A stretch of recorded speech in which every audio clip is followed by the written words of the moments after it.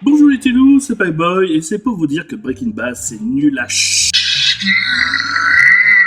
Pose tout de suite ce dislike qui te tend la main. Avant toute chose, j'aimerais vous balancer le contexte de ce qui va suivre. Pourquoi je m'emmerde à balancer un contexte? Personne va m'écouter. Et ils vont juste dire que je suis un con, qui n'y connaît rien. Y a qu'à voir mes vidéos sur Naruto ou Mob Psycho, que les gens m'ont même inventé des propos. C'est désespérant. Mais au moins ça fait des vues.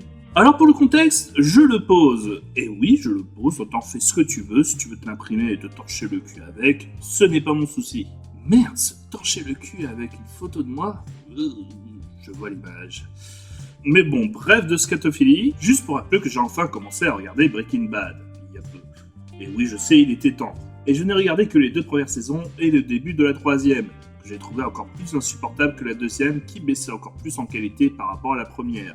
Et j'ai donc décidé de prendre une pause avant d'enculer des chèvres. Car oui, quand je ne supporte pas une fiction, j'encule des chèvres.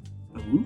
Alors vous allez pouvoir me sortir que la saison 4 et la saison 5 sont les meilleures, et patati et patata. Mais moi je considère que si une série doit être bonne, c'est dès la première saison. C'est pas avant la fin qu'elle doit tout sortir, avant tout. Mais par contre, donc, surtout, cette critique qui va suivre ne concerne uniquement que les 2 premières saisons et la moitié de la saison 3. Et donc c'est pour ça qu'il faudra vous mettre dans ce contexte-là, puisque donc je ne peux pas juger de ce que je n'ai pas vu. A contrario de certaines critiques cinéma. Si vous voyez ce que je veux dire. Tu te sens visé? Tant mieux. Alors, qu'est-ce qui ne va pas sur la série Breaking Bad? On se lance. Breaking Bad, c'est l'histoire de Walter qui apprend qu'il a un cancer et une vie de merde. Enfin, la vie de merde, ça ne date pas d'hier. Quel soumis. Et décide donc de créer de la meth avec un ancien de ses élèves, qu'il a vu s'enfuir suite à une descente de la police. Avec donc son nouvel associé, Jesse, ils vont faire de la meth, mais comme ils n'y connaissent rien, vont devoir réussir à la vendre. Ça c'est le concept. Réussir donc à instaurer une histoire de gens normaux dans le milieu de la drogue, pour apporter donc une alchimie entre les deux mondes. Mais premier souci, pas mal chiadé, que je vais vous répéter sans cesse, on est dans un soap opéra. Les passages liés aux tensions familiales, comme le fils à qui on fait boire de l'alcool, la femme de Walter se faisant draguer par son patron, la belle-sœur qui vole à l'étalage. On part de la famille bourgeoise sans histoire, ce qui aurait pu ne pas être un mal, mais qui reste tellement en surface qu'il ne dépasse jamais le rôle-fonction qu'il leur est accordé, efforçant avec de gros jurons pour accentuer une tension, un conflit qui au final reste toujours fictif. Ces conflits n'existant uniquement que pour faire avancer le récit. On se retrouve alors à patauger dans des personnages qui ne sont que des pâles copies de ce qu'ils devraient être, faisant perdre le naturel de leur rôle, et ne donnant l'impression à ces personnages de n'être que des acteurs récitant leur rôle sans se soucier de donner une âme à leur personnage. Tel un swap, les conflits restent en surface avec des personnages creux, des coquilles vides qui ne servent qu'à exagérer des conflits moindres à travers des dialogues eux aussi vidés de toute leur substance. Sans parler des moments gênants dignes de Malaise TV. La scène du coussin, le Happy Birthday to You par la femme de Walter. Ou comme je l'ai dit précédemment, le beau-frère et Walter en conflit après avoir fait dégueuler son propre fils pour lui faire découvrir l'alcool.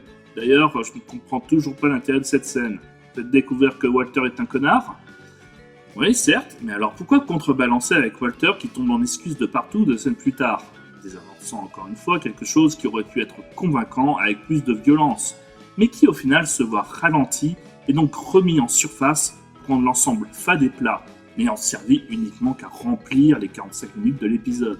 Mais ne partez pas, analysons la partie folle de l'histoire, celle qui est la plus importante, celle des gangs et de la vente de drogue, et tout le tatouage. Et non, ce mot n'existe pas. Alors arrête de me regarder avec cet air approbateur, même si je le mérite. Là encore, je vais revenir à la notion des personnages fonctions.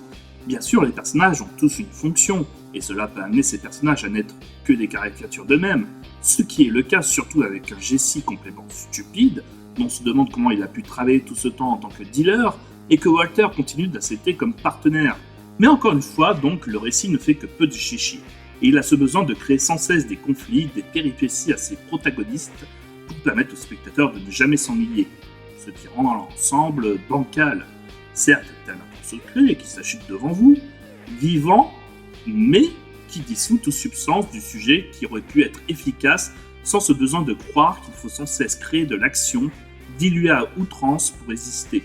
comme si l'idée de départ n'était que le seul intérêt des scénaristes, mais que celui-ci ne sert pas à donner un message ou à poser des débats, juste créer des situations, plus proches du sitcom ou du soap opéra, comme dit précédemment, mais qui auraient du budget pour créer des situations extérieures. Pour résumer un peu ma pensée, les personnages ne font qu'agir parce que c'est ce que le script leur a dit de faire. La caractérisation des personnages n'est que très peu poussée dans cette série et n'offre que très peu d'informations sur ce que sont ces personnages. Et même, donc, se permet même de les modifier et les changer à outrance pour permettre de suivre une suite scénaristique et en aucun cas une suite logique. Ce n'est donc jamais et en aucun cas la suite logique de ce que doit être et devenir le personnage. Cela reste donc en surface un rôle fonction, ce qui permet d'arranger les scénaristes pour faire bouger et arranger des situations comme ils le souhaitent.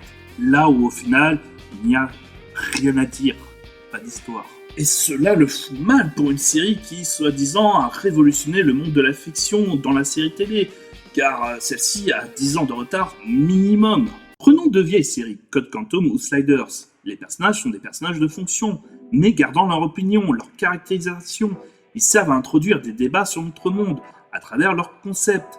L'évolution des personnages, car de l'ancienne école évoluant très peu, permettent quand même d'offrir des débats, comme le monde gouverné par les femmes dans un épisode de Sliders, où Arturo et Wade vont débattre de la place et de l'égalité des sexes. Ou encore dans Code Quantum, remettant un contexte, une histoire sur un fond historique. Ou bien encore X-Files, mettant enfin une trame narrative sombre et violente, avec des sujets forts, comme le viol avec Toons, ou dans un sens et donnant un côté humain à nos légendes urbaines et mythes. Breaking Bad fait moins bien, alors qu'elle est la plus âgée des séries citées, 15 ans pour être exact dans le meilleur des cas avec X-Files, gardant des sujets qu'on pourrait voir abordés dans les feux de l'amour. Et ce n'est pas le semblant de gore, son ensemble factice, qui change la donne.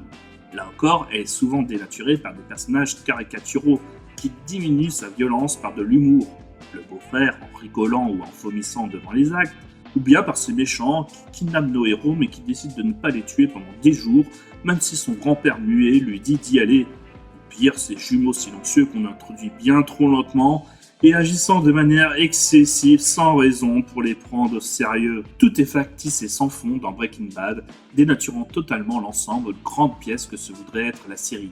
Seul reste ce soap opéra qui a une bonne réalisation. Alors bien sûr, la série peut être divertissante, en même temps c'est son but, c'est de bouger et de tourner ses spectateurs non-sens pour lui permettre de ne pas réfléchir pendant 45 minutes. Sauf que la machine tourne à vide et peut donc lasser certains spectateurs comme moi. Et pour preuve, dites-vous, qu'est-ce que vous a appris la série? Que c'est pas bien de mentir? Qu'il faut être gentil et pas méchant? Qu'il ne faut pas vendre de la drogue? Si vous avez besoin d'une série pour apprendre ça, je m'inquiète un peu de là où vous partez. Alors n'hésitez pas à liker, disliker, à vous abonner et tout ce que vous voulez, et tout y quanti. Moi, n'hésitez pas surtout à m'insulter car j'ai insulté votre série chouchou et que vous n'avez pas du tout écouté la vidéo et mes arguments. J'espère que vous la partagerez pour un raid de pouces rouges.